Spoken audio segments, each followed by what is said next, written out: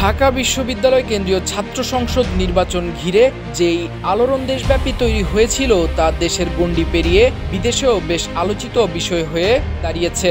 ইসলামী ছাত্র শিবির সমর্থিত ঐক্যবদ্ধ শিক্ষার্থী জোটের বিপুল ভোটে জয়ের পর ভারতের কংগ্রেস নেতা শশী থারুর উদ্বেগ প্রকাশ করে সামাজিক যোগাযোগ মাধ্যমে লিখেছেন, বিএনপি সহ অন্যান্য দলগুলোর দুর্নীতির কারণেই মানুষ বিকল্প খুঁজছে। ওই পোস্টে তিনি আরও বলেন, জামায়াত সমর্থিত ইসলামী ছাত্র শিবিরের এই সাফল্য ভবিষ্যতের জন্য অশনি সংকেত হয়ে উঠতে পারে।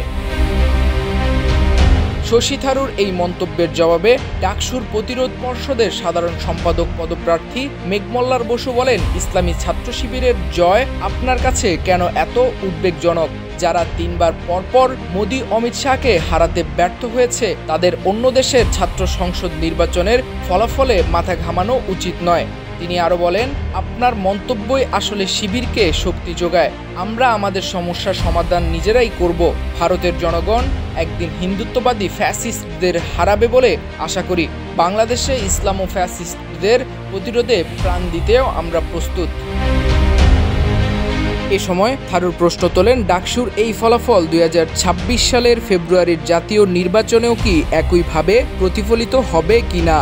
শশী থারুর উদ্বেগ ও মেঘমল্লারের প্রতিবাদ দুটোই প্রমাণ করে যে ডাকসু নির্বাচন শুধু জয় পরাজয়ের নয়, বাংলাদেশের তরুণ রাজনীতির অনুভূতি ও মনের পরিবর্তনের এক বড় উদাহরণ। আগামী ফেব্রুয়ারির জাতীয় নির্বাচনে এর প্রভাব কেমন হবে তা এখন মূল প্রশ্ন।